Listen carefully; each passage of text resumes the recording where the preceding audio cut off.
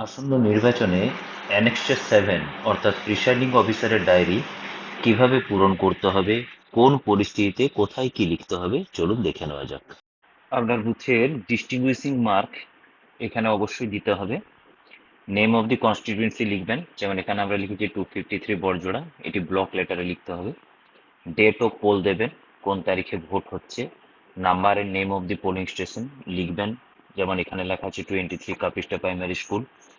আচ্ছা, কোন ধরনের বিল্ডিং এ আপনার এই পোলিং বুথটি হয়েছে। এখন সাধারণত আমাদের প্রাইমারি স্কুল বা হাই স্কুল ছাড়া ভোটিং বুথগুলি হয় না, সেই জন্য আমরা এটা গভর্নমেন্ট আর কোয়াসি গভর্নমেন্ট বিল্ডিং এটাতে আমরা টিক দেবো। চাইলে আপনি পাশে লিখে দিতে পারেন ব্র্যাকেটে যে প্রাইমারি স্কুল নাকি হাই স্কুল, এটা লিখে দিতে পারেন।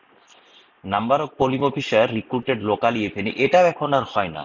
তখন আমাদের কোনো পোলিং অফিসার যদি অ্যাবসেন্ট থাকেন, তাহলে ডিসিতেই আমাদের সেই পোলিং অফিসারকে ট্যাগ করে দেওয়া হয়। বা কোনো কারণে কেউ যদি অসুস্থ হয়ে পড়েন পোলিং বুথে যাওয়ার পরও, তাহলেও সেক্টর অফিসার কিন্তু সেটার অ্যারেঞ্জমেন্ট করে দেন। অতএব লোকালি কোনো পোলিং অফিসারকে আমরা রিক্রুট করি না, তাই এটা নীল লিখবো। পরেরটিও তাই, appointment of polling officer made in the absence of duly appointed polling officer, এটাও আমরা নীল লিখবো। Electronic voting machine, number of control unit used, যদি একটি ব্যবহার করা হয় এক লিখবেন। আর যদি একাধিক ব্যবহার করা, বিশেষত ভোট চলাকালীন যদি সিইউ খারাপ হয়ে গিয়ে থাকে, তাহলে যদি সিইউ চেঞ্জ করতে হয়, তাহলে আপনাকে কিন্তু 2 লিখতে হবে। এবং সেক্ষেত্রে কন্ট্রোল ইউনিটের সিরিয়াল নাম্বার আপনাকে কিন্তু 2টো লিখতে হবে। নাম্বার অফ ব্যালটিং ইউনিটস ইউজড, এটাও আমরা এক লিখেছি। এবং তারপর হচ্ছে ব্যালট ইউনিটের সিরিয়াল নাম্বার, যদি আপনার ক্ষেত্রে 2টি ব্যবহার হয় তাহলে আপনি 2 লিখবেন, 2টিরই সিরিয়াল নাম্বার লিখবেন। Number of paper seal used, এখানে কটি পেপার সিল ব্যবহার করা হয়েছে তার সংখ্যা লিখতে হবে, তাহলে আমরা এক লিখেছি। এবং সেই পেপার সিলের সিরিয়াল নাম্বার কি সেটা এখানে লিখতে হবে। Number of special tag supplied, আপনাকে কতগুলো স্পেশাল ট্যাগ দেওয়া হয়েছিল তার সংখ্যা এখানে লিখলেন, আমরা 3 লিখেছি। এবং সেই স্পেশাল ট্যাগের সিরিয়াল নাম্বার কি, কত থেকে কত, আমরা এটা লিখেছি এখানে। আচ্ছা, number of special tag use, special tag কোনটি ব্যবহার করা হয়েছে বা কটি ব্যবহার করা হয়েছে সেটা আমরা এখানে লিখেছি, এক লিখেছি। এবং যে স্পেশাল ট্যাগ ব্যবহার করা হয়েছে তার সিরিয়াল নাম্বার লিখেছি। অব্যবহৃত স্পেশাল ট্যাগ যেগুলি ফেরত দেওয়া হলো বা ব্যবহার করা হয়নি, তাদের সিরিয়াল নাম্বার এখানে লিখতে হবে। আচ্ছা, যে বুথে ভিভিপ্যাট ইউজ করা হচ্ছে তার ক্ষেত্রে অ্যাপ্লিকেবল, এখন তো সমস্ত বুথেই ভিভিপ্যাট ইউজ করা হয়, তাহলে আমাদেরকে এটি লিখতেই হবে। নাম্বার অফ প্রিন্টার ইউজড, আমরা এখানে 2 লিখেছি। আমরা ধরে নিয়েছি যে ভোট চলাকালীন একটি ভিভিপ্যাট খারাপ হয়েছিল, সেটিকে চেঞ্জ করে আরেকটি ভিভিপ্যাট নিতে হয়েছে, সেই কারণে আমরা এখানে 2 লিখেছি। যদি আপনার ক্ষেত্রে তা না হয়, আপনি একই লিখবেন। এবং ওই ভিভিপ্যাট গুলির সিরিয়াল নাম্বার এখানে লিখতে হবে, যদি একটি ব্যবহার করা হয় তাহলে একটির সিরিয়াল নাম্বার লিখতে হবে। আচ্ছা, number of candidates who had appointed polling agent, অর্থাৎ কতজন প্রার্থী পোলিং এজেন্ট অ্যাপয়েন্ট করেছেন। এখন আপনার কাছে যে সমস্ত পোলিং এজেন্টরা ভোটের দিন বা ভোটের আগের দিন এসে যোগাযোগ করবেন, যাদের কাছে পুরোপুরি ফিল আপ করা ফর্ম 10 থাকবে, আপনি ধরে নেবেন ততজন প্রার্থী পোলিং এজেন্ট নিয়োগ করেছেন, সেই হিসাবে আমরা এখানে লিখেছি 4। Number of polling agent present at the commencement of poll, অর্থাৎ ভোট শুরুর সময় কতজন পোলিং এজেন্ট উপস্থিত ছিলেন, আমরা এখানে 3 লিখেছি।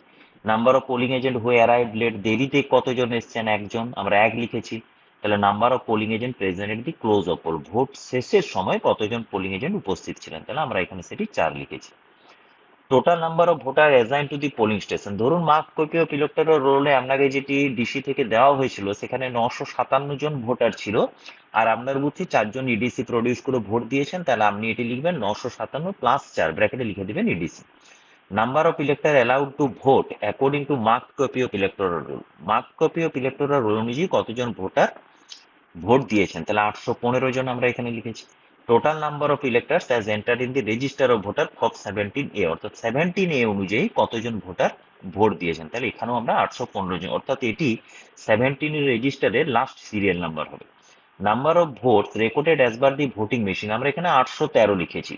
এটা অনেক সময়তে এই 17 রেজিস্টারে যতজন ভোটার লিপিবদ্ধ বা নথিভুক্ত আছেন, মেশিনে ততগুলি ভোট কিন্তু নাও পড়তে পারেন, কারণ কোনো কোনো ভোটার 17A রেজিস্টারে নাম নথিভুক্তিকরণের পর ভোট না দেওয়ার সিদ্ধান্ত নিতে পারেন। সেক্ষেত্রে আমরা এখানে সংখ্যাটি লিখেছি number of voters deciding not to record vote 2। তাহলে এই যে 813 আর 2 টোটাল 815, আমাদের 17A রেজিস্টার 815 জনেরই এন্ট্রি আছে। আচ্ছা, signature of the first polling officer, এখানে সাইন করাবেন ফার্স্ট পোলিং অফিসারকে। Signature of polling officer in charge of register of voters এ, অর্থাৎ সেকেন্ড পোলিং অফিসার, তার এখানে সিগনেচার হবে।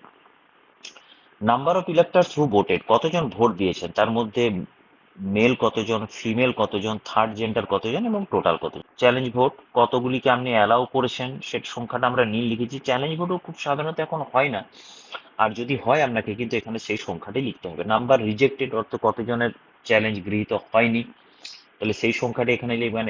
অ্যামাউন্ট ফরফিটেড রুপিস, অর্থাৎ প্রত্যেকবার চ্যালেঞ্জ করার জন্য আপনার যে পোলিং এজেন্ট আছেন তিনি আপনার কাছে একটা রসিদ পাবেন এবং তার জন্য তাকে 2 টাকা জমা রাখতে হবে। তাহলে সেই যে চ্যালেঞ্জগুলি গৃহীত হলো না, অর্থাৎ আপনি যেগুলিকে রিজেক্ট করলেন তার জন্য সেই বরাদ্দকৃত পয়সা কিন্তু তারা ফেরত পাবেন না, তাহলে সেই তো অ্যামাউন্টটি কত এখানে সেটি লিখতে হবে। Number of person who have voted on production of ADC, আমরা তো দেখিয়েছি আগে যে 4 জন, তাহলে এখানে 4 লিখেছি আমরা। যদি কোনো ওভারসিজ ইলেক্টর থাকেন তাহলে সেক্ষেত্রে আপনাকে এখানে সংখ্যাটি লিখতে হবে, যারা পাসপোর্ট দেখিয়ে ভোট দিয়েছেন, বিদেশে বসবাস করেন সেই ধরনের ভোটার, তাহলে আমরা এখানে সংখ্যাটি 1 লিখেছি। Number of electors who voted with the help of companion 3, অর্থাৎ কম্পেনিয়ন বা সঙ্গী নিয়ে ভোট দিয়েছেন সেরকম ভোটারের সংখ্যা 3। এক্ষেত্রে মনে রাখবেন যে এই সঙ্গী নিয়ে যারা ভোট দিচ্ছেন, অনেক সময় আমরা কি করি, আমাদের কাজ একটু হালকা করে নেওয়ার জন্য আমরা সেগুলিকে কিন্তু 14A ফর্মে কিন্তু লিখি না, বা আমরা তার নোট কিন্তু রাখি না। কিন্তু এটি করবেন না, কারণ বুথে তো জানেনই আপনারা যে ওয়েবকাস্টিং হচ্ছে, ক্যামেরা আছে। কম্পেনিয়ন নিয়ে যদি কেউ ভোট দেয় তাহলে অবশ্যই কিন্তু আপনি নির্দিষ্ট নিয়ম মেনে ওই কম্পেনিয়নের কাছ থেকে ডিক্লারেশন নেবেন এবং আপনার সমস্ত তথ্য লিপিবদ্ধ করে কিন্তু রাখবেন। Number of voters cast through proxy, আমরা ধরে নিচ্ছি প্রক্সি ভোট এখানে হয়নি, সেই জন্য নীল লিখেছি। নাম্বার অফ টেন্ডার ভোটস আমরা 1টি লিখেছি।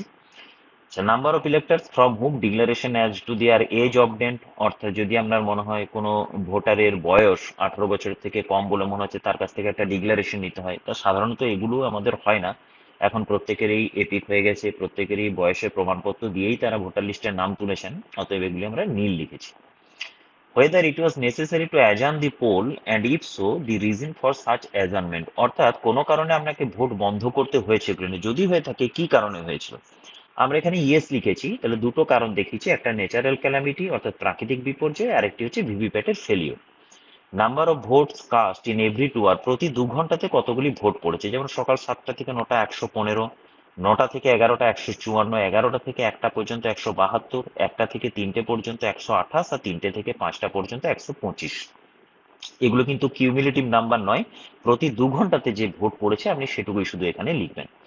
আচ্ছা, এটি একটি ভিজি সিট, ভিজিট সিটে আপনার বুথে কোন আধিকারিক ভিজিট করেছেন, কটার সময় ভিজিট করেছেন, সেই সময় বুথের পরিস্থিতি কিরকম ছিল এবং কতগুলি ভোট পড়েছিল 17-এর রেজিস্টার অনুযায়ী এবং মেশিন অনুযায়ী। তাহলে আমরা যেমন লিখেছি সেক্টর অফিসার ভিজিট করেছেন 9:30টার সময়তে, বুথ পিসফুল ছিল এবং তখন 148টি ভোট পড়েছিল 17-এর রেজিস্টার অনুযায়ী এবং EVM অনুযায়ীও 148টি vote.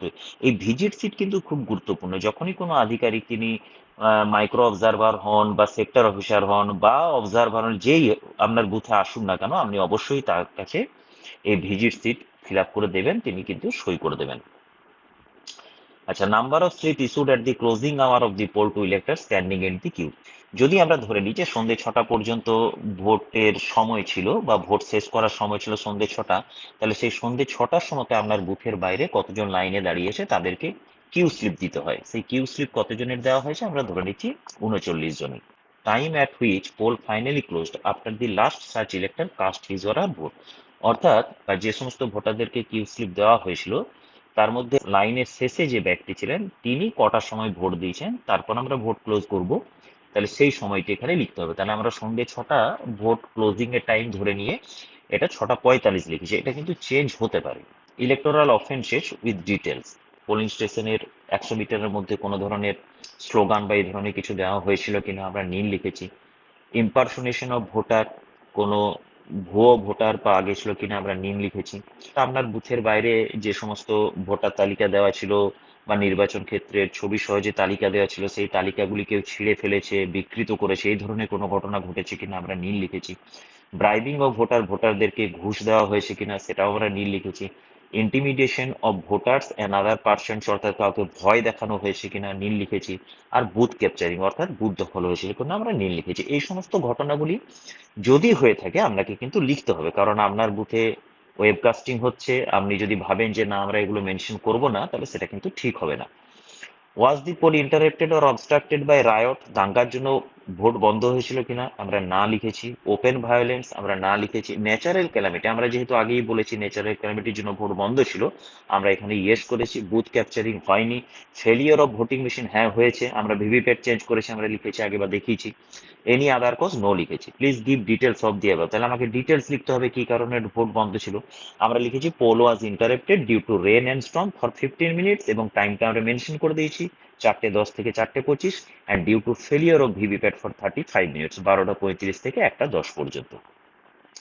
Was the poll vitiated by any voting machine used at the polling station having been unlawfully taken out of the custody of the presiding officer? অর্থাৎ presiding অফিসারের কাছ থেকে ইভিএম কেউ ছিনিয়ে নিয়েছে এই ধরনের কোনো ঘটনা ঘটেছিল কিনা আমরা না লিখেছি। Accidentally or intentionally lost or destroyed, কোনোভাবে ইভিএম এর কোনো ক্ষতি হয়েছে কিনা সেটাও আমরা না লিখেছি। ড্যামেজড অর ট্যাম্পার্ড উইথ, কোনো রকম ক্ষতি করা হয়েছে কিনা ইভিএম এর, সেটাও আমরা না লিখেছি। যদি হয়ে থাকে তাহলে আপনাকে তার ডিটেলস এখানে লিখতে হবে। সিরিয়াস কমপ্লেন্ট যদি কিছু থাকে, বা কোনো ক্যান্ডিডেট বা কোনো এজেন্ট যদি কোনো রকম সিরিয়াস কমপ্লেন্ট করে থাকেন তাহলে এখানে মেনশন করতে হবে, আমরা এখানে না লিখেছি। Number of cases of breach of law and order, আইন শৃঙ্খলা ভঙ্গের কোনো ঘটনা ঘটেছে কিনা আমরা এখানে না লিখেছি।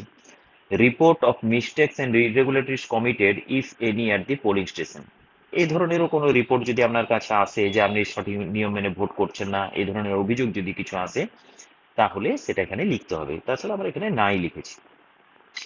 আর whether declaration have been made before the commencement of poll and if necessary during the course of poll when a new voting machine is used and at the end of the poll as necessary, অর্থাৎ vote শুরুর আগে, vote চলাকালীন কোনো machine পরিবর্তনের সময় এবং ভোটের শেষে আপনার ডিক্লারেশন বা ঘোষণা আপনি করেছেন কিনা, এটা আমরা ইয়েস লিখেছি। প্রিসাইডিং অফিসার আপনি এখানে সই করবেন, স্থানের নাম দেবেন এবং ডেট দেবেন।